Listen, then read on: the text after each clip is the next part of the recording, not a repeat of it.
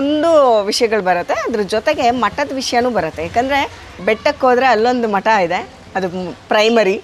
Secondary ಇಲ್ಲಿ ಬೆಟ್ಟದ ಕೆಳಗಡೆ ಒಂದು ದೊಡ್ಡ ಮಠ, ಮುರುಘಾ ಮಠ. ಸೊ ಈ ಮಠಕ್ಕೊಂದು ಇತಿಹಾಸ ಇದೆ. ಸೊ ಮುರುಘಾ ಮಠಕ್ಕೂ ಮತ್ತು ಈ ರಾಜವಂಶಸ್ಥರಿಗೂ ಇರೋ ಒಂದು ನಂಟು ನಿಮ್ಮ ಒಂದು ಪಾಯಿಂಟ್ ಆಫ್ ವ್ಯೂ ಇಂದ. ಯಾವಾಗಲೂ ಆಳ್ವಿಕೆ ಮಾಡ್ತಕ್ಕಂಥವ್ರು ಯಾವುದಾದ್ರೂ ಒಂದು ದೈವಶಕ್ತಿಯನ್ನು ನಂಬಿ ಹೌದು ಅದಕ್ಕೆ ನಡ್ಕೊಂತ ಬರ್ತಾರೆ. ಹಾಗೆಯೇ ಒಂದು ಕಾಲಕ್ಕೆ ನಮ್ಮ ಚಿತ್ರದುರ್ಗದ ಪಾಳೆಗಾರರು ಏಕನಾಥೇಶ್ವರಿ ದೇವಿಯನ್ನು ಅವ್ರ ಮನೆ ದೇವರು ಅಂತ ಅನ್ನೋ ರೀತಿಯಲ್ಲಿ ಆರಾಧನೆ ಮಾಡಿದರು. ಆಮೇಲೆ ಹಾಗೆಯೇ ಉಚ್ಚಂಗಮ್ಮ ಅಥವಾ ಉತ್ಸವಾಂಬ ಅಂತಕ್ಕಂಥ ದೇವಿಯನ್ನು ಕೂಡ ಹಾಗೆ ಆರಾಧನೆ ಮಾಡಿದರು. ಸಂಪಿಗೆ ಸಿದ್ದೇಶ್ವರ ದೇವರನ್ನು ಕೂಡ ಹಾಗೆ ಆರಾಧನೆ ಮಾಡಿದರು. ಹೀಗೆ ಚಿತ್ರದುರ್ಗದಲ್ಲಿ ಹಿಡಿಂಬೇಶ್ವರ ದೇವರನ್ನು ಕೂಡ ಹಾಗೆ ಆರಾಧನೆ ಮಾಡಿದರು. ಹಿಡಿಂಬೇಶ್ವರ ದೇವಾಲಯದಲ್ಲಿ ಒಂದು ಹಲ್ಲು ಇತ್ತು ಅಲ್ಲಿ. ಅದನ್ನು ಹಿಡಿಂಬನ ಹಲ್ಲು ಅಂಥೇಳಿ ಅದನ್ನು ಬಂದಂಥ ಭಕ್ತರಿಗೆ ಅಲ್ಲಿ ಅರ್ಚಕರು ತೋರಿಸ್ತಾ ಇದ್ರು ಒಂದು ಕಾಲಕ್ಕೆ. ದೊಡ್ಡ ಹಲ್ಲು ಅದು.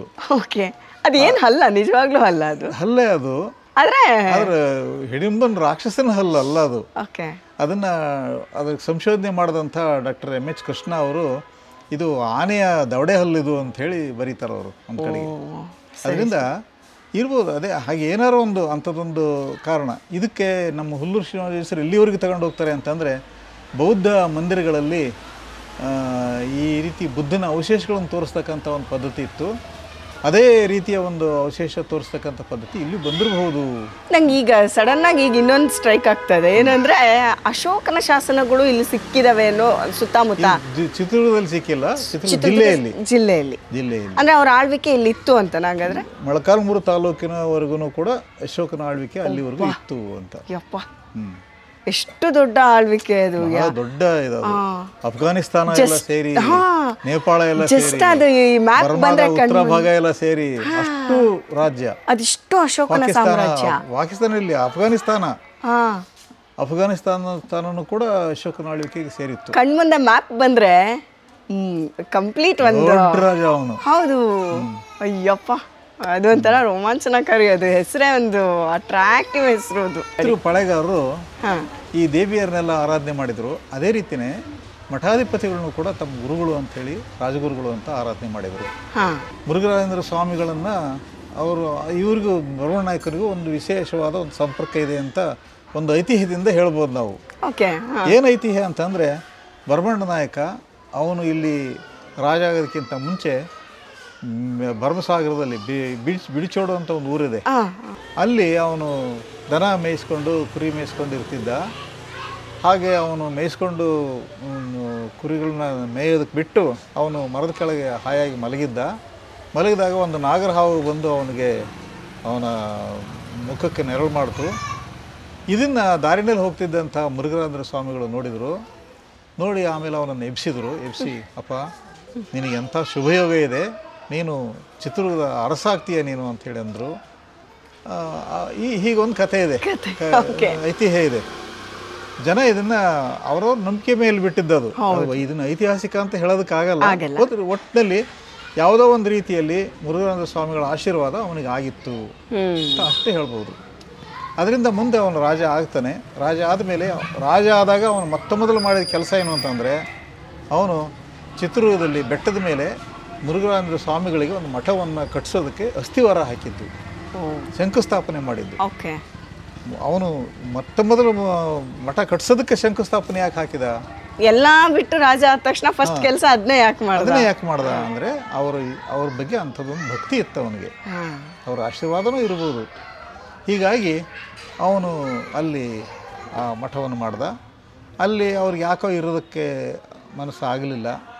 ಅಲ್ಲಿ ಬಹುಶಃ ಅದು ಎಲ್ಲ ಅಲ್ಲಿ ಅನೇಕ ರಾಜಕೀಯ ಚಟುವಟಿಕೆಗಳು, ವ್ಯವಹಾರ, ಆಮೇಲೆ ಸಾರ್ವಜನಿಕರ ಒಂದು ಬದುಕಿನ ಬೇರೆ ಬೇರೆಯ ವಿದ್ಯಮಾನಗಳು ಇವನ್ನೆಲ್ಲ ನೋಡಿ ಅಲ್ಲಿ ಅವ್ರು ಏಕಾಗ್ರತೆ ಸಾಧ್ಯ ಆಗಲ್ಲ ಇಲ್ಲಿ ಅಂತ ಅನಿಸಿದ್ದಕ್ಕೋ ಏನೋ ಅವ್ರು ಬೇರೆ ಕಡೆಗೆ ಮಠ ಇನ್ನೊಂದು ಬೇಕು ಅಂತ ಅನ್ನೋದಕ್ಕೆ ಅವನು ಇಲ್ಲಿ ಮಾಡಿಕೊಟ್ಟ.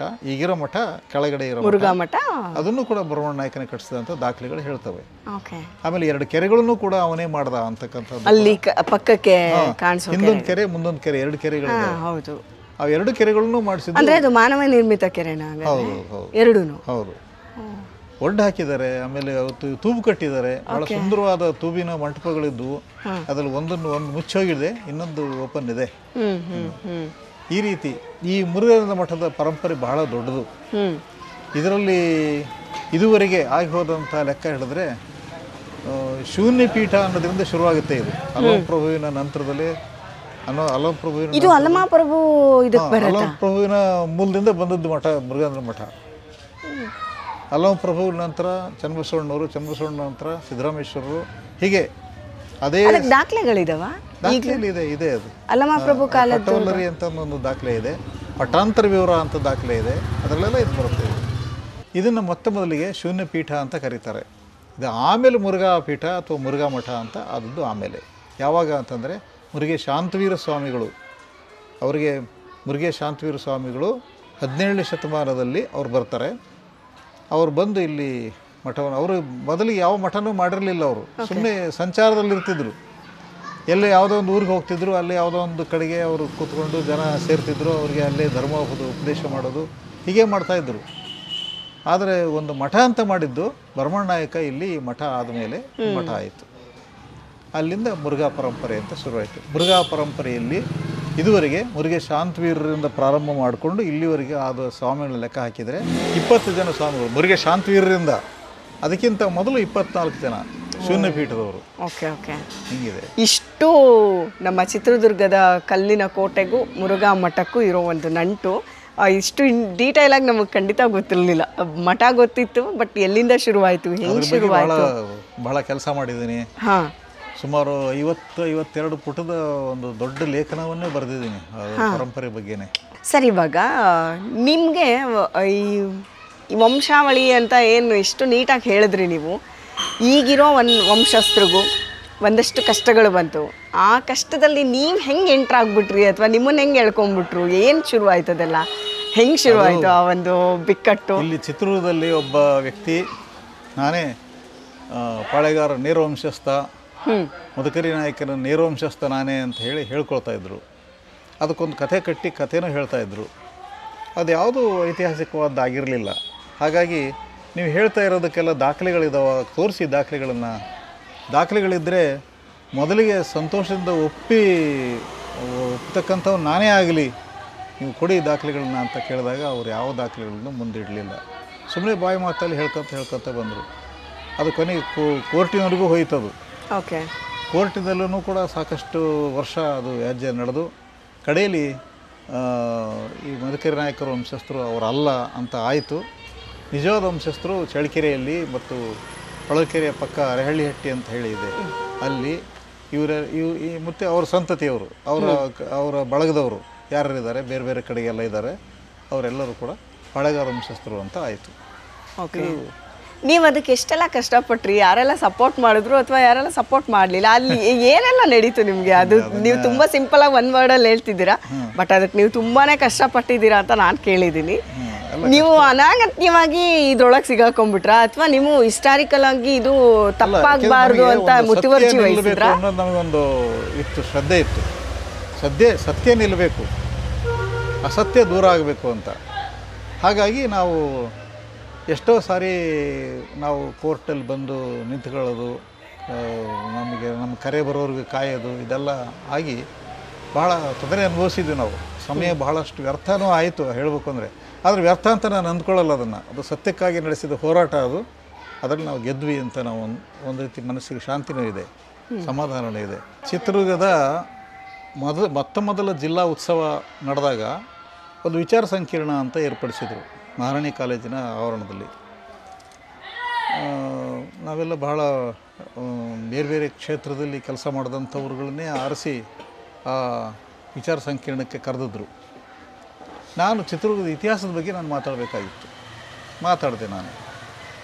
ಮಾತಾಡಿದಾಗ ಯಾರು ತಾನು ಮದಕರಿ ನಾಯಕರು ನೇರವಂಶಸ್ಥ ಅಂತ ಹೇಳ್ಕೊತ ಬರ್ತಿದ್ನೋ ಆ ವ್ಯಕ್ತಿನೂ ಆ ಪ್ರೇಕ್ಷಕರಲ್ಲಿ ಒಬ್ಬರಾಗಿ ಇದ್ದರು. ಅವರು ನೀವು ನಮಗೆ ಯಾವ ಬೆಲೆನೂ ಇಲ್ಲದ ಹಾಗೆ ನೀವು ಮಾತಾಡ್ತಾ ಇದ್ದೀರಿ, ನಾವು ವಂಶಸ್ಥರುಗಳಿದ್ದೀವಿ ಅಂತ ಹೇಳಕ್ಕೆ ಶುರು ಮಾಡಿದರು. ನೀವು ನಿಮ್ಮಲ್ಲಿ ಅಂಥ ದಾಖಲೆಗಳಿದ್ದರೆ ನೀವು ತೋರಿಸಿ. ನಾನೇ ಪ್ರಥಮನಾಗಲಿ ಆ ದಾಖಲೆಗಳು ನೋಡೋದಕ್ಕೆ. ನಾನೇ ನೀವು ಮದಕರಿ ನಾಯಕರು ವಂಶಸ್ಥರಾದರೆ ಬಹಳ ಸಂತೋಷದಿಂದ ಒಪ್ಕೊಳ್ತೇನೆ, ಅದನ್ನು ತೋರಿಸಿ ನೀವು ಮೊದಲು ದಾಖಲೆಗಳನ್ನ ಯಾಕೆ ಮುಂದಿಡ್ತಾ ಇಲ್ಲ ನೀವು ಅಂತ ಕೇಳಿದೆ ನಾನು. ಆವಾಗ ಆ ವ್ಯಕ್ತಿ ಭಾಳ ಸಿಟ್ಟಿಗೆದ್ದು ವೇದಿಕೆಗೆ ಬಂದು ಸಂಶೋಧಕರು ಅನ್ನೋರನ್ನೆಲ್ಲ ಸೀಮೆಣ್ಣೆ ಹಾಕಿ ಸುಡಬೇಕು, ಪೆಟ್ರೋಲ್ ಹಾಕಿ ಸುಡಬೇಕು, ಈ ರೀತಿ ನಮ್ಮನ್ನು ಒಂದು ರೀತಿ ಅವಗಣನೆ ಮಾಡೋ ಕೆಲಸವನ್ನು ಮಾಡ್ತಾಯಿದ್ದೀರಿ ಅಂತಂದೆಲ್ಲ ಅಂತ ಹೇಳಿದರು. ಅಲ್ಲಿಂದ ನಮಗೂ ಅವ್ರಿಗೂ ಹೀಗೆ ಒಂದು ರೀತಿ ಇಂಡೈರೆಕ್ಟ್ ವಾರ್ ಶುರುವಾಯಿತು. ಶುರು ಆದಾಗ ಆತ ಲಾಯರ್ ಹೊರಡಿಸ್ಕೊಡೋದು, ಆಮೇಲೆ ಕೋರ್ಟಿಗೆ ಕೇಸ್ ಹಾಕಿ ನಾವೆಲ್ಲ ಬರೋ ಹಂಗೆ ಮಾಡೋದು, ಹೀಗೆಲ್ಲ ಮಾಡಿದರು ನನಗೆ. ಮತ್ತು ಇನ್ನು ಕೆಲವರು ಮದಕರಿ ನಾಯಕರು ವಂಶಸ್ಥರು ಏನಿದ್ರಲ್ಲ, ಮದಕರಿ ನಾಯಕರು ವಂಶಸ್ಥರಿಗೆ ಅವರೆಲ್ಲರೂ ಒಬ್ಬೊಬ್ಬ ಸಾಲಾಗಿ ಅವ್ರನ್ನ ಒಂದು ರೀತಿ ಅಕ್ಯೂಸ್ಡ್ ಮಾಡಿ ಅವ್ರನ್ನೆಲ್ಲ ಕೋರ್ಟ್ನಲ್ಲಿ ತಂದು ನಿಲ್ಲಿಸೋ ಪ್ರಯತ್ನ ಮಾಡಿದ್ರು ಆ ವ್ಯಕ್ತಿ. ಹೀಗೆ ನಡೀತು, ಎಷ್ಟೋ ವರ್ಷಗಳು ಕೋರ್ಟ್ನಲ್ಲಿ ನಡೀತು. ಯಾರು ಸಂಶೋಧಕರು ಅಂತ ಇಲ್ಲಿ ಚಿತ್ರದುರ್ಗ ಭಾಗದಲ್ಲಿ ಬಹಳ ಖ್ಯಾತಿ ವ್ಯಕ್ತಿದ್ರೋ ಅವ್ರು ಯಾರೂ ಮುಂದೆ ಬರಲಿಲ್ಲ, ಯಾವ ರೀತಿಯಲ್ಲೂ ಕೂಡ ಇದಕ್ಕೆ ಸಪೋರ್ಟ್ ಮಾಡಲಿಲ್ಲ. ರಾಜಶೇಖರಪ್ಪನವರೇ ನಿಮ್ಮ ಹೋರಾಟಕ್ಕೆ ನಮ್ಮ ನೈತಿಕ ಬೆಂಬಲವಿದೆ, ಮುಂದುವರಿಯಿರಿ ಅಂತ ಹೇಳಿದರೆ ಹೊರತು ಅವರು ಯಾವ ರೀತಿಯಲ್ಲೂ ಕೂಡ ಇದಕ್ಕೆ ಬೆಂಬಲವಾಗಿ ನಿಲ್ಲಲಿಲ್ಲ. ಬಹಿರಂಗವಾಗಿ ಒಂದು ಹೇಳಿಕೆ ಕೊಡುವಂಥ ಧೈರ್ಯನೂ ಕೂಡ ಮಾಡಲಿಲ್ಲ. ಒಂದು ರೀತಿ ತಪ್ಪಿಸ್ಕೊಂಡ್ರು, ಎಸ್ಕೇಪಿಸ್ಟ್ಸ್ ಆದರು ಅವರು ಅಂತ. ಅವರ ಹೆಸರುಗಳು ನಾನು ಹೇಳೋದಕ್ಕೆ ಹೋಗೋದಿಲ್ಲ, ಅವ್ರ ಹೆಸರುಗಳು ಬಹಳ ದೊಡ್ಡ ಹೆಸರುಗಳೇ ಇಲ್ಲಿ. ಹಾಗೆಲ್ಲ ಮಾಡಿದರು ಹಿಂದೆ. ಆದರೂ ಸತ್ಯಕ್ಕೆ ಒಂದು ಜಯ ಸಿಕ್ಕಿದೆ ಅಲ್ಲ, ಅದು ಇಂಪಾರ್ಟೆಂಟ್. ಯಾರು ಬೆಂಬಲಿಸ್ಲಿ ಬಿಡಲಿ, ಒಂದು ಹೋರಾಟಕ್ಕೆ ಒಂದು ಫಲ ಸಿಕ್ಕಿದೆ. ಸೊ ನಿಮ್ಮ ಸಂಶೋಧನೆಗೂ ಒಂದು ಫಲ ಸಿಕ್ಕಿದೆ ಅಂತ ಸಿಕ್ಕಿದೆ. ಇಷ್ಟೊಂದು ನೀವು ಸಂಶೋಧನೆ ಮಾಡಿದ್ರ ಫಲ ಪಾಪ ನೀವು ಹೋಗಿ ಕೋರ್ಟಿಗೆ ನಿಂತ್ಕೋಬೇಕಾಯ್ತು, ಬಟ್ ಆದ್ರೂ ನಿಮಗೊಂದು ಜಯ ಸಿಕ್ಕಿದೆ ಅಲ್ಲಿ.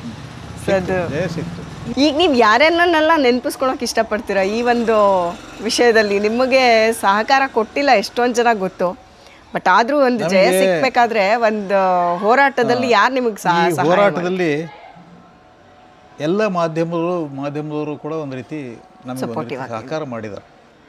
ಕೆಲವರು ಯಾರೋ ಏನೋ ಕೆಲವರು ಆ ವ್ಯಕ್ತಿ ಹೇಳಿದಂಥ ಹೇಳಿಕೆಗಳನ್ನು ಬರೆಸಿರೋದನ್ನು ಬಿಟ್ಟರೆ ಇನ್ನು ಉಳಿದಂತೆ ಎಲ್ಲ ಮಾಧ್ಯಮದವರು ಕೂಡ ನಮಗೆ ಸಪೋರ್ಟಿಂಗ್ ಆಗಿದ್ದರು. ಆಮೇಲೆ ಜೊತೆಗೆ ನಮ್ಮ ಮುರುಘಾನಂದ ಮಠದ ಸ್ವಾಮೀಜಿಯವರಿಗಿಂತ ಹೆಚ್ಚಾಗಿ ಅಲ್ಲಿ ಆಡಳಿತಾಧಿಕಾರಿಯಾಗಿದ್ದಂಥ SK ಬಸವರಾಜನ್ ನಂತರದಲ್ಲಿ ಅವರು ಶಾಸಕರು ಕೂಡ ಆದರೆ ನೀವು ನೋಡಿ ಕೇಳಿದ್ದೀರಿ. ಅವರು ಶಾಸಕರಾಗಿರಲಿಲ್ಲ ಅವಾಗ ಅವರೆಲ್ಲ ತುಂಬ ನಮಗೆ ಸಹಾಯ ಮಾಡಿದರು. ನಿಮ್ಮ ಪುಸ್ತಕಗಳಲ್ಲಿ ಯಾವ್ಯಾವುದು ಚಿತ್ರದುರ್ಗಕ್ಕೆ ಸಂಬಂಧಪಟ್ಟಂಗೆ ನೀವು ಬರೆದಿರೋ ಪುಸ್ತಕಗಳದ್ದು ಒಂದು ಪಟ್ಟಿ ಹೇಳೋದಾದರೆ ನಮಗೆ ಯಾವುದನ್ನು ನಾವು ರೆಫರ್ ಮಾಡಬೇಕು? ಯಾಕಂದರೆ ನಿಮಗೆ ಎಷ್ಟೊಂದು ಜನಕ್ಕೆ ತಪ್ಪು ಮಾಹಿತಿ ಅಥವಾ ತಪ್ಪು ಕಲ್ಪನೆಗಳು ಕಣ್ಣಿಗೆ ಸಿಕ್ಕಿರುತ್ತೆ, ಬಟ್ ಒಬ್ಬ ಇತಿಹಾಸ ತಜ್ಞರಾಗಿ ಒಂದಷ್ಟು ಪುಸ್ತಕಗಳನ್ನ ಅವ್ರು ಬರೆದಿದ್ದಾರೆ. ನೀವೇ ನಿಮ್ಮ ಆಯ್ಕೆಯ ಪುಸ್ತಕಗಳನ್ನ ನಮ್ಮ ವೀಕ್ಷಕರಿಗೆ ಹೇಳಿ.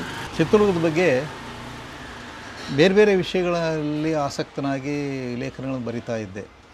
ಯಾವುದೋ ಶಿಲ್ಪ ಅದರ ಬಗ್ಗೆ ಬರೆದೆ, ಯಾವುದೋ ಶಾಸನ ಅದರ ಬಗ್ಗೆ ಬರೆದೆ, ಈ ರೀತಿ.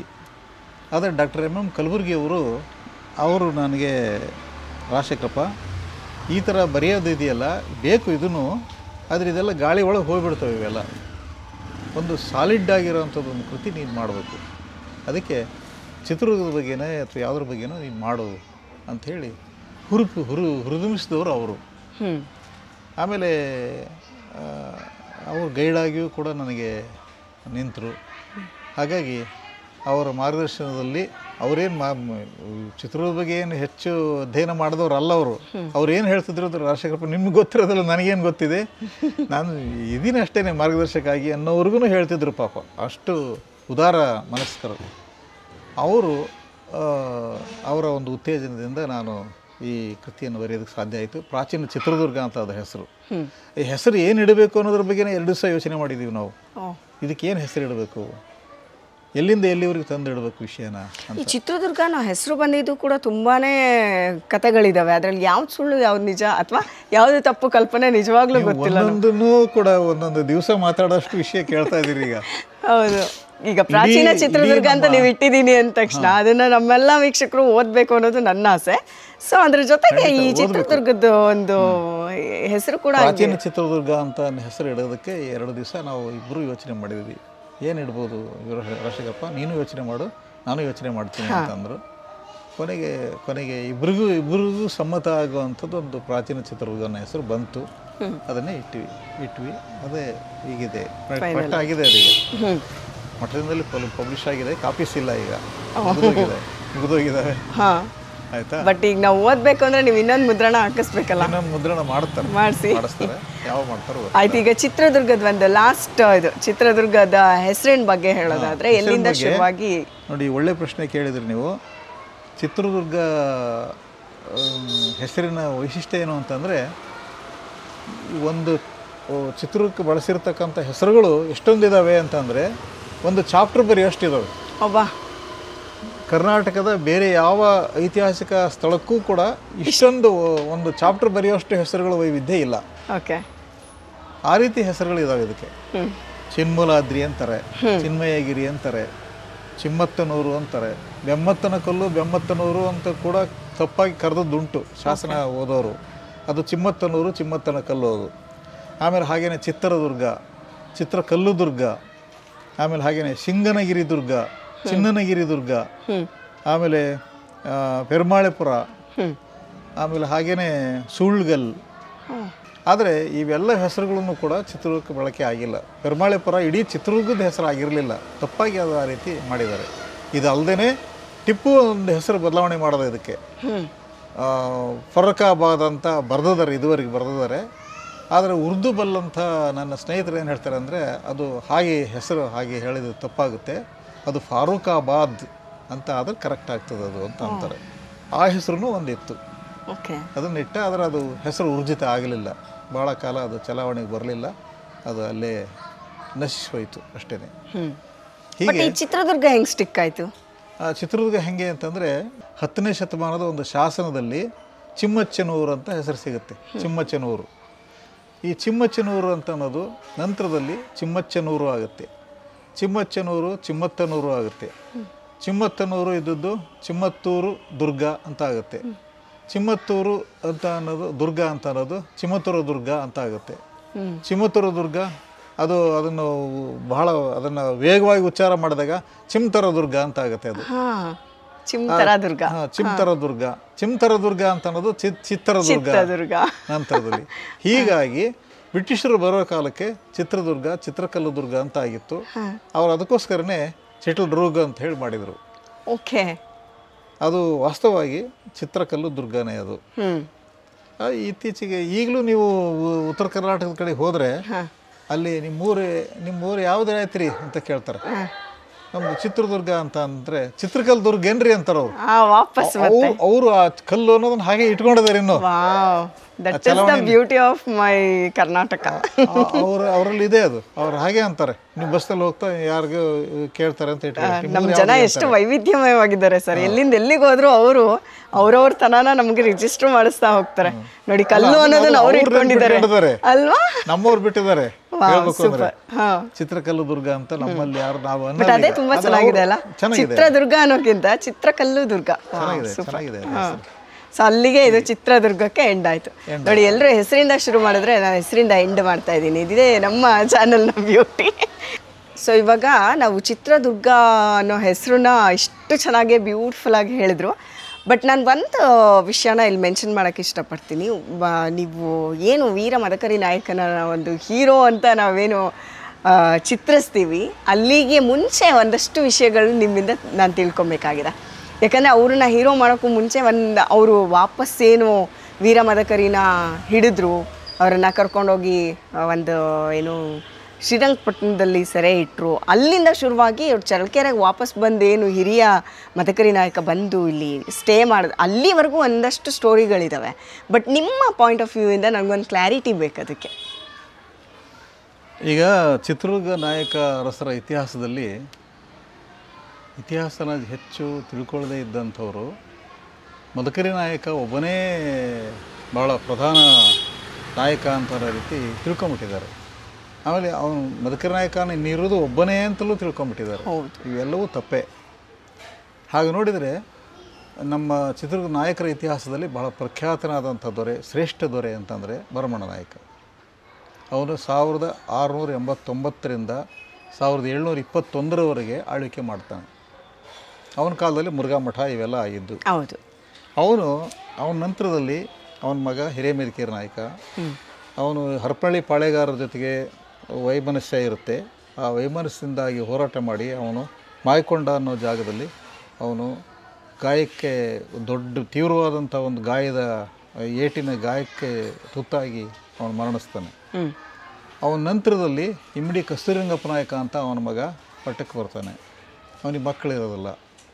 ಅದಾದ ಮೇಲೆ ಅವನು ಈ ದೊಡ್ಡಮೆದಕೇರಿ ನಾಯಕ ಅಂತಕ್ಕಂಥವನ ಒಬ್ಬ ಹುಡುಗನನ್ನು ದತ್ತು ತಗೊಂತಾನೆ. ಅವನು ಕಣಕುಪ್ಪೆ ಸೀಮೆಯಲ್ಲಿ ಆಳ್ವಿಕೆ ಮಾಡ್ತಾ ಇದ್ದಂಥ ಅವನು ಪ್ರಾಂತಾಧಿಪತಿ ಅಂತ ಇಟ್ಕೊಳ್ಳಿ, ಅವನ ಮಗ. ಇವನು ತಗೊತಾನೆ, ದತ್ತು ತಗೊತಾನೆ. ಆದರೆ ಇದು ದತ್ತು ತಗೊಂಡಿದ್ದು ಅಲ್ಲಿ ಇದ್ದಂಥ ಈ ನಾಗತಿಗೆ, ಒಬ್ಬ ನಾಗತಿಗೆ ಇಷ್ಟ ಆಗಲ್ಲ ಇದು. ಯಾಕೆಂದರೆ ಇವನು ನನ್ನ ಮಾತು ಕೇಳಲ್ಲ ಮುಂದೆ ಅಂತ ಅವಳಿಗೆ ಯಾಕೋ ಅನಿಸಿರುತ್ತೆ. ಹಾಗೆ ಅದು ಯಾಕೆ ಅನ್ನೋದು ವಿವರಣೆ ನಮಗೆ ಸಿಗಲ್ಲ.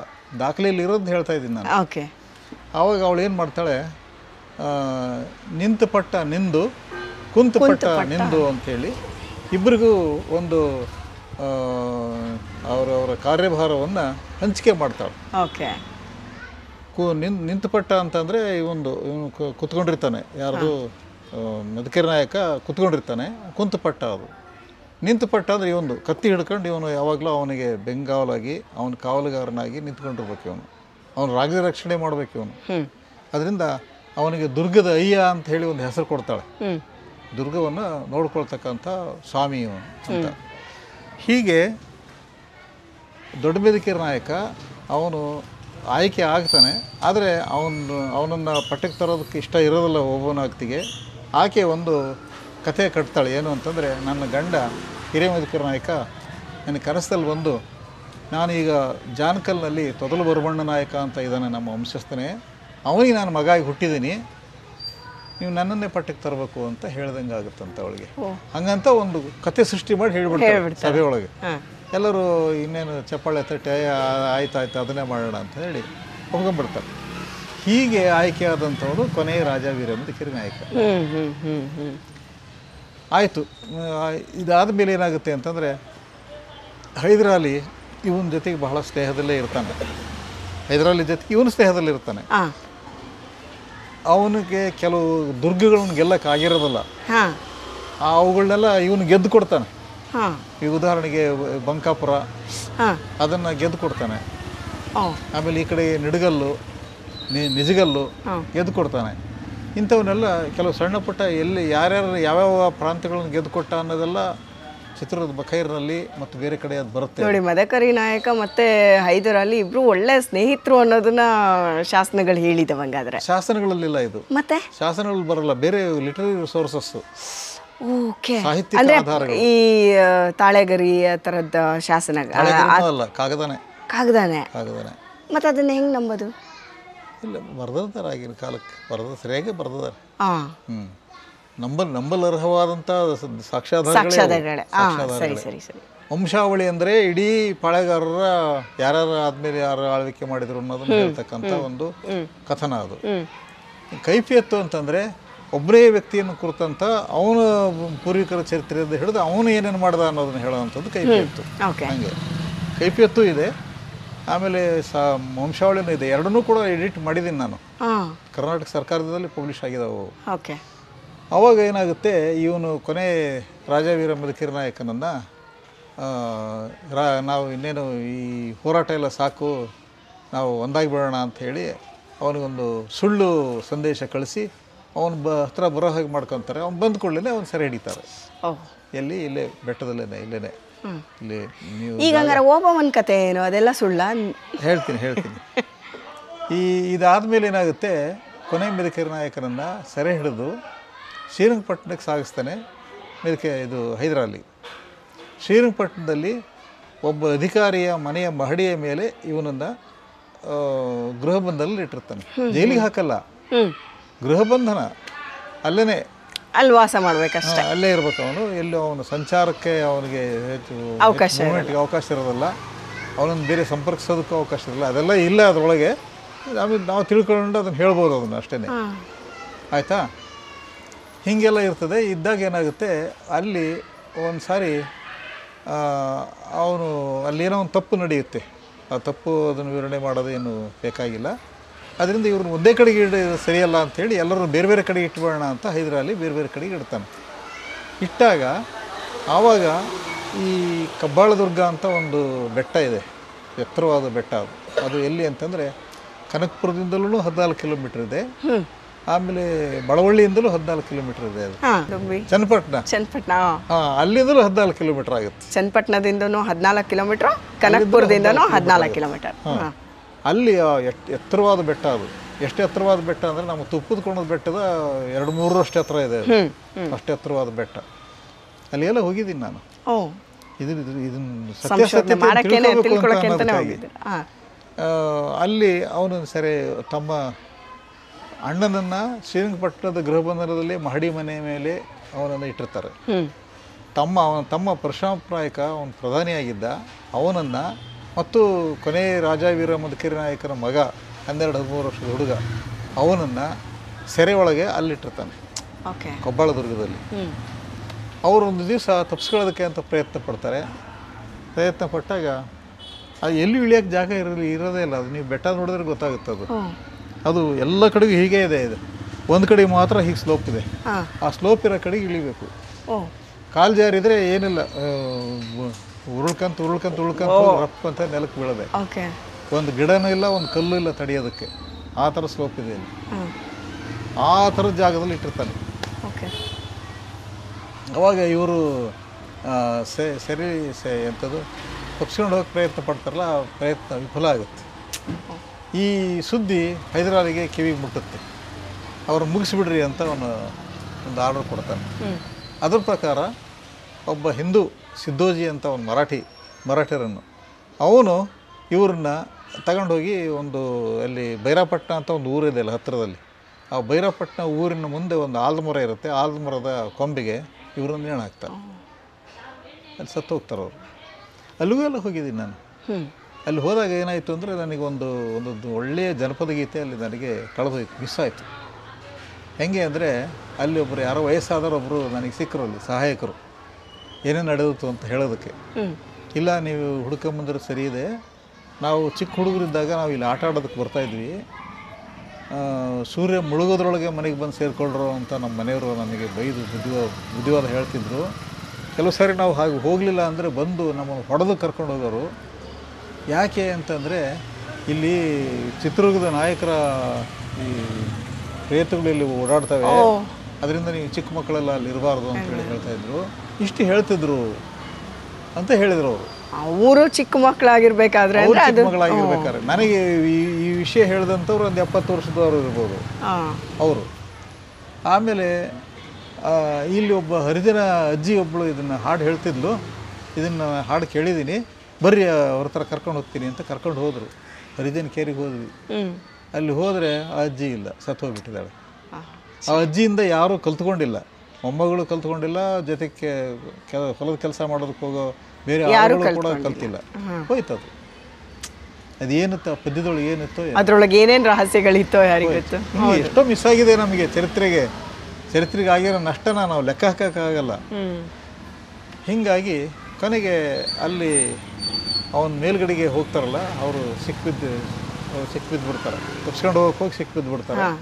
ಇಳಿಯೋದು ಒಂದೇ ಕಡೆ ಜಾಗ, ಇನ್ನೆಲ್ಲಿ ಇಳಿಯೋಕ್ಕೆ ಬರೋದಿಲ್ಲ. ಅಲ್ಲೇ ಕಾವಲುಗಾರರು ಇರ್ತದದ್ದು, ಅಲ್ಲೇ ಸಿಕ್ಬಿಡ್ತಾರೆ. ಸರಿ, ಇದು ಗೊತ್ತಾದ ಕೂಡಲೇ ಹೈದರಾಲಿ ಇವ್ರನ್ನ ಮುಗಿಸ್ರಿ ಅಂತ ಅವನು ಒಂದು ಆಜ್ಞೆ ಕೊಡ್ತಾನೆ. ಅವರು ಮರಕ್ಕೆ ನೇಣು ಹಾಕಿ ಮುಗಿಸ್ಬಿಡ್ತಾರೆ. ಈಗ ಗೃಹ ಬಂಧನದಲ್ಲಿದ್ದು ಅಲ್ಲಿಗೆ ಕ್ಲೋಸ್ ಆಯ್ತು. ಅಂದ್ರೆ 13 ವರ್ಷದ ಮಗನೂ ಸತ್ತ ಮೇಲೆ ಅವ್ರ ವಂಶ ಇಲ್ದಂಗೆ ಆಯ್ತು. ಆದ್ರೆ ವಂಶ ಇದೆ. ವಂಶ ಅಂದ್ರೆ ಅವ್ರು ಬೇರೆ ಅಣ್ಣ ತಮ್ಮಂದಿರುಗಳು ಅವರ ನೇರ ವಂಶ ಇಲ್ದಂಗಾಯ್ತು. ನೇರ ವಂಶ ಉಳಿಲಿಲ್ಲ, ವಂಶ ಮುಗಿತು ಅಷ್ಟೇ.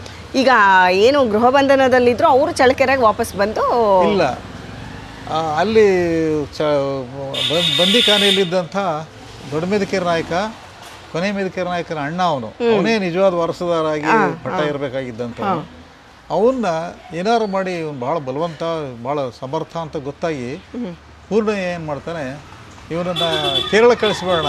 ಕೇರಳದಲ್ಲಿ ನಾಯರ್ಗಳಿದಾರಲ್ಲ, ನಾಯರ್ಸ್ ಅಂತ ಇರ್ತಾರಲ್ಲ ಕೇರಳದಲ್ಲಿ, ಅವರು ಟಿಪ್ಪು ವಿರುದ್ಧ ಇದ್ರು. ಅವರು ಅಲ್ಲಿ ಕಳಿಸ್ಬೇಡ ಇವರನ್ನ, ಅವ್ರನ್ನೆಲ್ಲ ಚೆನ್ನಾಗಿ ಹತ್ತಿಕ್ಕೋದಕ್ಕೆ ಇವನೇ ಸರಿ, ಇವನು ದುರ್ಗದವನು, ಇವನು ಭಾಳ ಹುಂಡ, ಇವನು ಪ್ರಚಂಡ, ಇವನು ಇವನ್ನೇ ಕಳಿಸೋಣ ಅಂಥೇಳಿ ಅವನು ಬಂದು ಮನವೊಲಿಸಿ ಒಪ್ಪಿಸಿ ಅಲ್ಲಿ ಕಳಿಸ್ತಾರೆ. ನಿನ್ನ ಜೊತೆಗೆ ಒಂದು ಸೈನ್ಯನ ಕಳಿಸ್ತೀವಿ ತಗೊಂಡೋಗು ಅಂತೇಳಿ ಕಳಿಸ್ತಾರೆ. ಅವನು ಅಲ್ಲಿ ಹೋಗಿ ಇರ್ತಾನಲ್ಲಿ. ಅಲ್ಲಿ ಬಿದ್ದೋಗಿರೋದು ಸ್ವಲ್ಪ ಶಿಥಿಲಾಗಿರೋ ಕೋಟೆನೆಲ್ಲ ಕಟ್ಟಿಸ್ತಾನೆ, ಐಬಾಗಿರೋ ಕೋಟೆಗಳನ್ನೆಲ್ಲ ಕಟ್ಟಿಸ್ತಾನೆ. ಹಾಗಾಗಿ ಅವನು ಕೊಚ್ಚಿಯಲ್ಲಿ ಸ್ವಲ್ಪ ಕಾಲ ಇರ್ತಾನೆ, ಕಲ್ಲಿಕೋಟೆನಲ್ಲಿ ಸ್ವಲ್ಪ ಕಾಲ ಇರ್ತಾನೆ. ಹಾಗಾಗಿ ಅಲ್ಲಿ ಆ ಕೋಟೆ ಎಲ್ಲ ದುರಸ್ತಿ ಮಾಡಿಸ್ತಾನೆ. ಅವನಿಗೆ ಏನು ಮಾಡ್ತಾನೆ, ಅವನಿಗೆ ಚಾಡಿ ಹೇಳೋರು ಇರ್ತಾರಲ್ಲ, ಅವನಿಗೆ ಇಲ್ಲದ ಇಂಪಾರ್ಟೆನ್ಸ್ ಕೊಡ್ತಾ ಇದ್ದಾನೆ ಟಿಪ್ಪು ಅಂತ ಹೇಳಿ ಕೆಲವ್ರಿಗೆ, ಈ ಮುಸ್ಲಿಂ ವಜೀರರಿಗೆ ಇವ್ರಿಗೆಲ್ಲ ಸಿಟ್ಟು ಬರುತ್ತೆ. ಅವ್ರೇನು ಮಾಡ್ತಾರೆ, ಅದನ್ನು ತಗ್ಗಿಸ್ಬೇಕು ಅಂಥೇಳಿ ಅವ್ರೇನು ಮಾಡ್ತಾರೆ, ಟಿಪ್ಪುಗೆ ಚಾಡಿ ಹೇಳ್ತಾರೆ. ಚಾಡಿ ಹೇಳಿದ್ದಕ್ಕೆ ಅವನೇನು ಮಾಡ್ತಾನೆ, ಇವನನ್ನು ಹಾಗಾದರೆ ಹಿಜ್ಡಾ ಮಾಡಿ ಅಂತಃಪುರದ ಕಾವಲುಗಾರನ ಮಾಡಬೇಕು, ಇಲ್ಲ ಅವನನ್ನು ಮುಗಿಸ್ಬೇಕು ಅಂತ ಲೆಕ್ಕ ಹಾಕಿ ಅವನನ್ನು ಕರೆಸ್ಕೊಳ್ಬೇಕು ಅಂಥೇಳಿ ಒಬ್ಬ ರಹಸ್ಯ ಸೇವಕನನ್ನು ಕಳಿಸ್ಕೊಡ್ತಾನೆ. ಅವನು ಕಳಿಸೋಷ್ಟು ಹೊತ್ತಿಗೆ ಏನೇನು ನಡೀತಿಲ್ಲಿ ಅನ್ನೋದನ್ನು ತಿಳಿಸೋವಂಥ ಆಪ್ತರು ಇರ್ತಾರೆ ಅವನಿಗೆ. ಅವರು ಅದು ತಲುಪಿಸ್ತಾರೆ ಸುದ್ದಿನ. ಅದೆಲ್ಲ ಬಹಳ ರೋಮಾಂಚಕವಾಗಿದೆ ಅದು. ಈ ಚಪ್ಪಲಿ ಇದೆಯಲ್ಲ, ಚಪ್ಪಲಿಯ ಇದು ಮೇಲಿನ ಈ ಚರ್ಮ ಇದೆಯಲ್ಲ, ಇದನ್ನ ಅಟ್ಟೆ ಕಿತ್ತರೆ ಅದ್ರ ಒಳಗಡೆ ಚೀಟಿ ಇರುತ್ತೆ. ಆ ಥರ ಚೀಟಿ ತಗೊಂಡು ಹೋಗಿ ಗುಪ್ತಚಾರ ಇದು ಅಂತಾರಲ್ಲ, ಆ ಥರದ್ದು ಹೋಗಿ ಒಬ್ಬನು ಅವನಿಗೆ ಸುದ್ದಿ ಕೊಡ್ತಾನೆ, ಹೀಗೀಗೆ ಅಂತ. ನೀನು ಇಲ್ಲಿಂದ ಬಿಟ್ಬಿಡು, ಜಾಗ ಬಿಟ್ಬಿಡು, ನಾನು ಇಲ್ಲಿ ಇವನಿಗೆ ಅವನು ನೋಡ್ತಾನೆ. ಅವನು ಅರಮನೆಯ ಒಂದು ಕಚೇರಿಲಿ ಕೂತ್ಕೊಂಡಿರ್ತಾನೆ, ನೋಡಿದಾಗ ಈಗಲೇ ಹೋಗಿ ಮಾತಾಡ್ಸಿದ್ರೆ ತಪ್ಪು ತಿಳ್ಕೊತಾರೆ, ಇವರೆಲ್ಲ ಸೂಕ್ಷ್ಮ ಹಿಡಿದು ಬಿಡ್ತಾರೆ ಅಂಥೇಳಿ ಸಂಜೆ ಆಗೋವ್ರಿಗೆ ಕಾದು ಕತ್ಲಾದ ಮೇಲೆ ಹೋಗಿ ಅವನನ್ನು ಮಾತಾಡ್ತಾನೆ.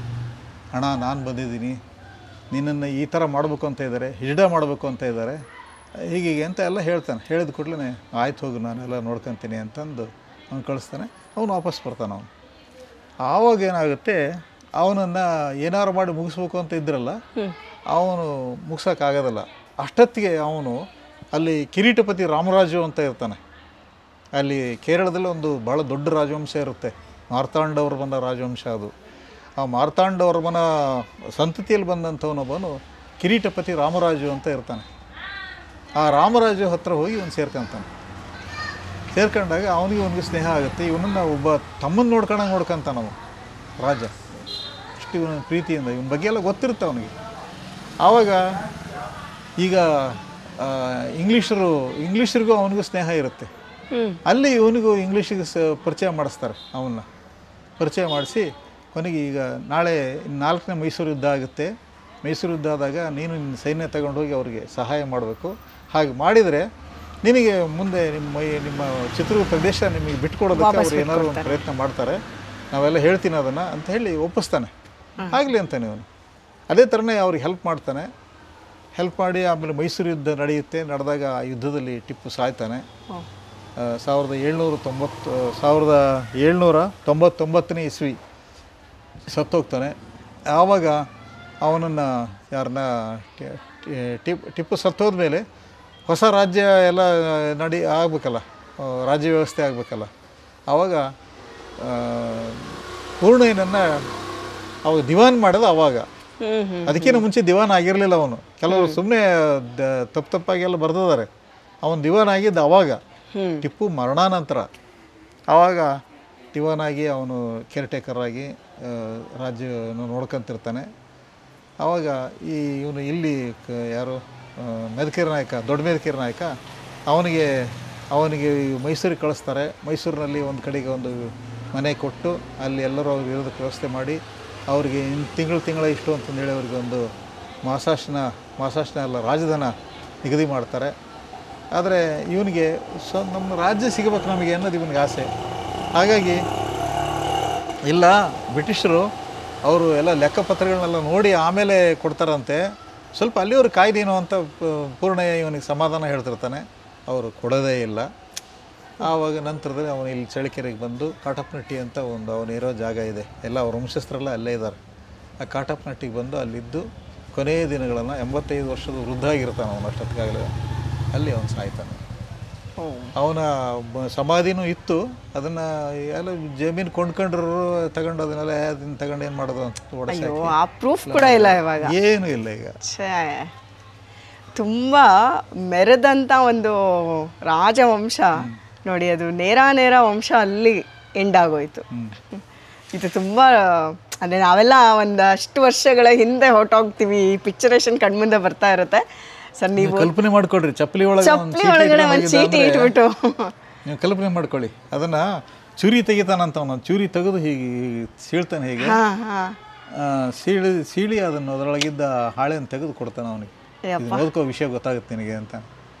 ಯಾಕೆಂದ್ರೆ ಅಲ್ಲಿ ಹೆಚ್ಚು ಮಾತಾಡೋಕೆ ಆಗಿರಲ್ಲ, ಆ ಕಡೆ ಈ ಕಡೆ ಎಲ್ಲ ನೋಡ್ತಾನೆ ಅವನು. ಅದೆಲ್ಲ ಭಾಳ ಚೆನ್ನಾಗಿ ಬರೆದಿದ್ದಾರೆ ಅದನ್ನು ದಾಖಲೆಗಳಲ್ಲಿ. ಇದು ಇದರಲ್ಲಿಲ್ಲ, ಇದು ಕೈಫಿಯತ್ನಲ್ಲಿಲ್ಲ, ಇದು ಬೇರೆ ಬಿಡಿ ಪತ್ರಗಳಲ್ಲಿದೆ. ಇದು ಪತ್ರಗಳಲ್ಲಿ ಆ ಪತ್ರಗಳೆಲ್ಲ ಕನ್ನಡ ಮೋಡಿ ಲಿಪಿಯಲ್ಲಿ ಇದಾವೆ.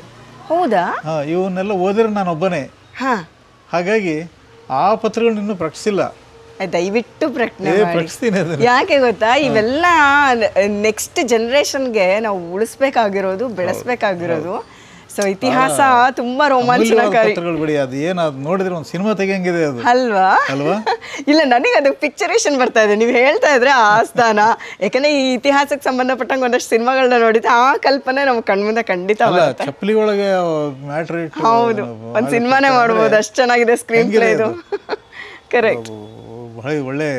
ದಯವಿಟ್ಟು ನಮ್ದೊಂದು ಹಾನೆಸ್ಟ್ ರಿಕ್ವೆಸ್ಟ್, ನೀವು ಆ ಪತ್ರಗಳನ್ನೆಲ್ಲ ಪ್ರಕಟಿಸಿ, ಮಾಡ್ತೀನಿ. ಅದು ಉಳಿಬೇಕು ಆ ಪತ್ರಗಳು. ನಾನು ಬರೆದಿರೋ ಪ್ರಾಚೀನ ಚಿತ್ರದುರ್ಗ ಆದಿಯಿಂದ ಪಾಳೆಗಾರರ ಪೀರಿಯಡ್ ಎಂಡ್ ಆಗೋವರೆಗಿನ ಚರಿತ್ರೆ ಇದೆ ಅದರಲ್ಲಿ. ಇವೆಲ್ಲ ಅದರೊಳಗೆ ಬಂದಿಲ್ಲ ಇನ್ನು. ಹೌದು, ಹಂಗಾದ್ರೆ ಪ್ಲೀಸ್ ಅದನ್ನ ಮುಂದುವರಿಸಿ. ಯಾಕೆಂದ್ರೆ ಇದನ್ನ ಉಳಿಸಿ, ಅದಕ್ಕೆ ಬೇಕಾಗಿಲ್ಲ, ಬೇಕಿಲ್ದಿದ್ರು ಅಷ್ಟೇ ಸಪರೇಟ್ ಆಗಾದ್ರೂ ನೀವು ಇದನ್ನ ಪ್ರಿಸರ್ವ್ ಮಾಡಬೇಕು. ಖಂಡಿತ ಮಾಡಿ, ಇದು ನಮ್ಮ ಕಳಕಳಿಯ ಪ್ರಾರ್ಥನೆ ನಿಮಗೆ. ಚಿತ್ರದುರ್ಗದ ಬಗ್ಗೆ ನನ್ನ ಆಸಕ್ತಿ ಬಹುಮುಖವಾಗಿ ಹರಿಯಿತು. ಅದರ ಫಲವಾಗಿ ಅನೇಕ ಬೇರೆ ಬೇರೆಯ ಲೇಖನಗಳನ್ನು, ಕೃತಿಗಳನ್ನು ನಾನು ಬರೆಯುವಂಥ ಒಂದು ಅವಕಾಶ ನನಗೆ ಪ್ರಾಪ್ತವಾಯಿತು. ಮೊದಲನೇದಾಗಿ ಬೇರೆ ಬೇರೆ ಲೇಖನಗಳು, ಬೇರೆ ಬೇರೆ ಕಾಲದಲ್ಲಿ ಬರೆದಂಥವು, ಅವುಗಳನ್ನೆಲ್ಲ ಸೇರಿಸಿ ದುರ್ಗ ಶೋಧನ ಅಂತ ನನ್ನ ಹೆಸರಿನಲ್ಲಿ ಒಂದು ಪುಸ್ತಕ ಬಂತು. ಅದರ ಜೊತೆಗೇ ಇತಿಹಾಸ ಕಥನ ಅಂತ ಇನ್ನೊಂದು ಬಂತು. ಆಮೇಲೆ ನಿರಂತರ ಅಂತ ಇನ್ನೊಂದು ಬಂತು, ಒಂದೇ ವರ್ಷದಲ್ಲೇ 2001ರಲ್ಲಿ. ಈ ಇತಿಹಾಸ ಕಥನಕ್ಕೆ ಕರ್ನಾಟಕ ಸಾಹಿತ್ಯ ಅಕಾಡೆಮಿ ಪುಸ್ತಕ ಬಹುಮಾನನೂ ಕೂಡ ಆ ವರ್ಷ ಶ್ರೇಷ್ಠ ಸಂಶೋಧನಾ ಕೃತಿ ಅಂಥೇಳಿ ಬಹುಮಾನನೂ ಕೂಡ ಕೊಡ್ತು ಆ ಸಾರಿ. ಇದಾದಮೇಲೆ ಇನ್ನೂ ಬೇರೆ ಬೇರೆ ಎಲ್ಲ ಬಂದಿದ್ದಾವೆ. ಚಿತ್ರದುರ್ಗ ಪಾಳೆಗಾರರ ದಾಖಲೆಗಳು, ಅದರಲ್ಲಿ ಚಿತ್ರದುರ್ಗ ಪಾಳೆಗಾರ ವಂಶಾವಳಿ, ಆಮೇಲೆ ದೊಡ್ಡ ಮೆದಿಕೇರಿ ನಾಯಕನ ಕೈಫಿಯತ್ತು ಅದರೊಳಗೆ ಬಂದಿದ್ದಾವೆ. ಇದಲ್ಲದೆ ದುರ್ಗಾಂತರಂಗ ಅಂತ ಒಂದು, ಆಮೇಲೆ ಇತಿಹಾಸ ತರಂಗ ಅಂತ ಒಂದು, ಇವು ಬೇರೆ ಬೇರೆ ಸಂಶೋಧನಾ ಲೇಖನಗಳು. ಇದಲ್ಲದೆ ಹೊಸ ಶೋಧ ಅಂತ ಒಂದು, ಅನ್ವೇಷಣೆ ಅಂತ ಒಂದು, ಇವೆಲ್ಲವೂ ಕೂಡ ಚಿತ್ರದುರ್ಗದ ಇತಿಹಾಸವನ್ನೇ ಮುಖ್ಯವಾಗಿ ಇಟ್ಟುಕೊಂಡು ಬರೆದಂಥ ಬೇರೆ ಬೇರೆ ಲೇಖನಗಳ ಸಂಕಲನಗಳಿವು. ಇಷ್ಟನ್ನು ಏನೋ ಸೇರಿಸಿದ್ರೆ ಇಷ್ಟು ಪುಸ್ತಕ ಆಗುತ್ತೆ. ಇಷ್ಟೆಲ್ಲ ಬರೆದಿದ್ದೇನೆ. ಇನ್ನೂ ಬರೆಯೋಷ್ಟು ಮ್ಯಾಟ್ರ್ ನನ್ನ ಹತ್ರ ಇದೆ. ದಯವಿಟ್ಟು ಬರೀರಿ. ಅದೆಲ್ಲ ಮುಂದಿನ ಪೀಳಿಗೆಗೆ ಟ್ರಾನ್ಸ್ಫರ್ ಆಗಬೇಕು, ಅದನ್ನು ನಾವು ಕಾಪಾಡಬೇಕು. ಸೊ ಇಷ್ಟು ಕೊಡುಗೆನ ಚಿತ್ರದುರ್ಗಕ್ಕೆ ಕೊಟ್ಟಿದ್ದೀರಾ, ನಿಮಗೆ ಒಂದು ದೊಡ್ಡ ನಮಸ್ಕಾರ. ಮತ್ತು ನೀವು ತುಂಬ ಒಳ್ಳೆಯದಾಗಬೇಕು. ಇನ್ನಷ್ಟು ನಿಮಗೆ ದೇವರು ಒಂದು ಶಕ್ತಿನ ಕೊಡಲಿ, ಇನ್ನೂ ಜಾಸ್ತಿ ನೀವು ಚಿತ್ರದುರ್ಗಕ್ಕೆ ಕೆಲಸ ಮಾಡಿ ಅಂತ ನಾನು ಕೇಳ್ಕೊತ, ಇಷ್ಟು ಖಂಡಿತ ನಿಮ್ಮ ಹಾರೈಕೆ ನಿಜ ಆಗಲಿ ಅಂತ ನಾನು ಬಯಸ್ತೀನಿ. ನಮ್ಮೆಲ್ಲ ವೀಕ್ಷಕರದು ಬಯಕೆ ಇದು. ಬಟ್ ನೀವಿಷ್ಟು ಸಮಯನ ನಮಗೋಸ್ಕರ ಕೊಟ್ಟಿದ್ದೀರಾ. ನಮ್ಮ ಈ ಕಾರ್ಯಕ್ರಮದ ಮೂಲಕ ಚಿತ್ರದುರ್ಗದ ಬಗ್ಗೆ ಇರುವಂತಹ ತಪ್ಪು ಕಲ್ಪನೆಗಳನ್ನು ಸರಿ ಮಾಡಿದ್ದೀರಾ ಅಂತ ನಾನು ಅಂದ್ಕೊಂಡಿದ್ದೀನಿ. ಆ್ಯಂಡ್ ನಮ್ಮ ವೀಕ್ಷಕರಿಗೂ ಎಷ್ಟೊಂದು ಕನ್ಫ್ಯೂಷನ್ಸ್ ಇತ್ತು ನನ್ನ ಥರಾನೇ. ಸೊ ಅದು ಎಲ್ಲ ಸಾಲ್ವ್ ಆಗಿದೆ. So thank you so much sir. Thank you so much. Thank you very much. Thank you. ನೀವು ನಮ್ಮ ವೀಕ್ಷಕರಿಗೆ ಅಥವಾ ನಮ್ಮ ಕಾರ್ಯಕ್ರಮದ ಬಗ್ಗೆ ಏನು ಹೇಳಕ್ಕೆ ಇಷ್ಟಪಡ್ತೀರಾ? ಇದೊಂದು ಬಹಳ ವಿನೂತನವಾದ ಕಾರ್ಯಕ್ರಮ ಅಂತ ನನಗೆ ಅನಿಸುತ್ತೆ. ಏಕೆಂದರೆ ಇತಿಹಾಸವನ್ನು ಪರಿಚಯ ಮಾಡಿಸೋದು ಬೇರೆ, ಜನಪ್ರಿಯಗೊಳಿಸೋದು ಬೇರೆ. ಒಬ್ಬ ಕಾದಂಬರಿಕಾರ ಅದನ್ನು ಮನಸ್ಸು ಮಾಡಿದ್ರೆ ಜನಪ್ರಿಯಗೊಳಿಸ್ತಾನೆ, ಅವನು ಪರಿಚಯಿಸೋದಲ್ಲ. ಏಕೆಂದರೆ ಅದರೊಳಗೆ ಇತಿಹಾಸನೇ ಎಷ್ಟೋ ಸಾರಿ ಇರಲ್ಲ, ಭಾಳ ನಗಣ್ಯವಾಗಿರುತ್ತೆ. ಅಂಥ ಒಂದು ಕೆಲಸವನ್ನು ನೀವು ಈ ನಿಮ್ಮ ಚಾನಲ್ ಮೂಲಕ ಮಾಡ್ತಾಯಿದ್ದೀರಿ. ಅದಕ್ಕೆ ಯಾವಾಗಲೂ ನನ್ನ ಒಂದು ಸಂತೋಷ ಇದೆ, ಅದ್ರ ಬಗ್ಗೆ ಅಭಿಮಾನ ಇದೆ. ಈ ಕಾರ್ಯಕ್ರಮ ಇನ್ನಷ್ಟು ಯಶಸ್ವಿಯಾಗಲಿ, ಚೆನ್ನಾಗಿ ಬೆಳೀಲಿ ಅಂಥೇಳಿ ನಾನು ಹಾರೈಸ್ತೀನಿ. Thank you sir. Thank you so much. ನೋಡಿದ್ರಿ ಅಲ್ಲ, ಚಿತ್ರದುರ್ಗದ ಬಗ್ಗೆ ನಿಮಗಿದ್ದಂಥ ಒಂದಷ್ಟು ತಪ್ಪು ಕಲ್ಪನೆಗಳು ಇವತ್ತು ಸರಿಯಾಗಿರ್ಬೋದು, ಹೊಸ ವಿಷಯಗಳು ನಿಮ್ಮನ್ನು ತಲುಪಿರ್ಬೋದು. ನಾನಿವತ್ತು ಅದಕ್ಕೋಸ್ಕರನೇ ಇತಿಹಾಸ ತಜ್ಞರು, ಶಾಸನ ತಜ್ಞರು ಅಂತ ಅನಿಸ್ಕೊಂಡಿರುವಂಥ ನಮ್ಮ ಸರ್ನ ನಾನು ಮೀಟ್ ಮಾಡದೆ ಈ ಎಪಿಸೋಡ್ ಇನ್ಕಂಪ್ಲೀಟ್ ಆಗಿಬಿಡುತ್ತೆ ಅನ್ನೋ ಒಂದು ಆತಂಕ ಇತ್ತು ನನಗೆ. ಬಟ್ ಸರ್ನ ಮೀಟ್ ಮಾಡಿದ್ಮೇಲೆ ಒಂದಷ್ಟು ಖುಷಿ, ಒಂದಷ್ಟು ನೆಮ್ಮದಿ, ಒಂದಷ್ಟು ಈ ಕಾರ್ಯಕ್ರಮಕ್ಕೆ ತೂಕ ಬಂದಿದೆ ಅಂತ ನಾನು ಭಾವಿಸ್ತೀನಿ. ಸೊ ಅವ್ರಿಗೆ ಧನ್ಯವಾದಗಳನ್ನ ತಿಳಿಸ್ತಾ ಈ ಎಪಿಸೋಡ್ನ ಇಲ್ಲಿಗೆ ಮುಗಿಸ್ತಾ ಇದ್ದೀನಿ. ಚಿತ್ರದುರ್ಗನ ನಾವು ಬರೀ ಕಲ್ಪನೆನಲ್ಲೋ ಹಾಡಲ್ಲೋ ನೋಡೋದು ಬೇರೆ, ಇತಿಹಾಸದಲ್ಲಿ ಓದೋದು ಬೇರೆ. ಎಷ್ಟೊಂದು ಸತಿ ಶಾಂತಲೆ ಕಾದಂಬರಿನ ಓದಿದ ಮೇಲೆ ನಮಗೆ ಅಲ್ಲಿ ಬೆಟ್ಟ ಹತ್ತಬೇಕು, ಬೆಟ್ಟ ನೋಡಬೇಕು ಅಂತ ಅನಿಸಿದ್ದಿದೆ. ಹಾಗೆ ಚಿತ್ರದುರ್ಗದ ಬಗ್ಗೆ ಒಂದಷ್ಟು ವಿಷಯಗಳನ್ನ ತಿಳ್ಕೊಂಡಾಗ ಹೋಗಿ ಆ ಕೋಟೆ ನೋಡಬೇಕು ಅಂತ ಅನಿಸಿದ್ದು ನಿಜ. ಬಟ್ ಎಷ್ಟೊಂದು ಸರಿಯಾದ ಕಲ್ಪನೆಗೆ ಅಥವಾ ತಪ್ಪು ಕಲ್ಪನೆಗಳನ್ನ ಸರಿ ಮಾಡ್ಕೊಳ್ಳೋದಕ್ಕೆ ಸರ್ ಬರೆದಿರುವಂಥ ಪುಸ್ತಕಗಳನ್ನೆಲ್ಲ ಓದಿ ಅಂತ ನಾನು ಈ ಮೂಲಕ ಕೇಳ್ಕೊಳ್ತಾ ಈ ಕಾರ್ಯಕ್ರಮನ ಇಲ್ಲಿಗೆ ಮುಗಿಸ್ತಾ ಇದ್ದೀನಿ. ಮತ್ತೆ ಮುಂದಿನ ಒಂದು ಕಾರ್ಯಕ್ರಮದಲ್ಲಿ ನಾನು ನಿಮ್ಮನ್ನು ಮೀಟ್ ಮಾಡ್ತೀನಿ. ಅಲ್ಲಿವರೆಗೂ ಏನು ಮಾಡ್ತೀರಾ? ನನ್ನ ಮಿಸ್ ಮಾಡ್ಕೊತೀರಾ. ಟೇಕ್ ಕೇರ್, ಬಾಯ್.